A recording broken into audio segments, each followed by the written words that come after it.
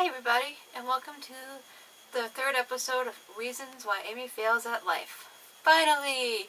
I know this has been a long time coming. I've been meaning to film this video forever, but when I went to go film it, I had other ideas for what I wanted to do, and they just didn't work out. So, decided to film this video about anxiety, because I do suffer from anxiety. I've had it all my life. I've had to deal with it since I was really young. So, before I get into some of the stories of what I've gone through with my anxiety, some examples, and what I've done to help with my anxiety, I wanted to read to you a poem I wrote about it. It's called Anxiety. Your heart beats faster, ever so faster. Keeps going. Your head rushes. You can't stop shaking. Your mind won't stop. Thoughts keep flashing before you. You run away, but they're still there.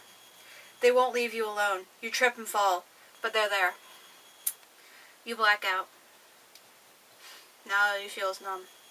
The words of a panic attack. It's a little short, poem I wrote about it.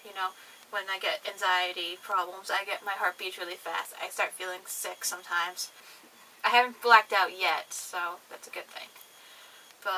So some things that have happened to me over my life. When I was in kindergarten is actually when I had my first panic attack.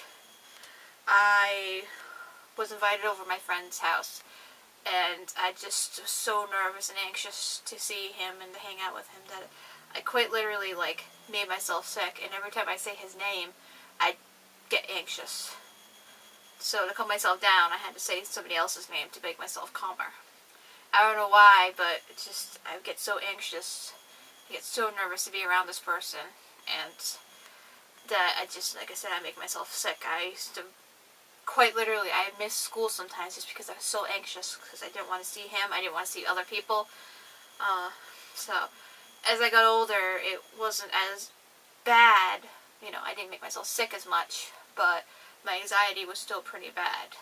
Sometimes I would wake up in the dead of night, just in a dead sweat, just so nervous, just panicky. Some nights when I would panic so much before I even went to bed because I would overthink things that I just couldn't sleep. So, now getting on to today.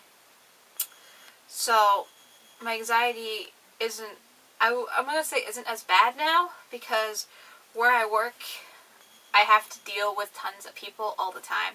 People that I don't even know half the time. And at first, when I first started, I hated my job, because I just would I'd be around so many people all at once, I'd start panicking, my head would rush, I get all anxious, and sometimes even the first day I think I even wanted to puke, because I was just so nervous. But as time went on, I haven't been as anxious. I've gotten used to being around tons of people I don't know, and gotten used to a lot of my co-workers too, so it makes up for it. If I get really nervous around these strangers, I can just send them off to one of my other co-workers. Half the time I don't usually, unless they don't know where something is or something.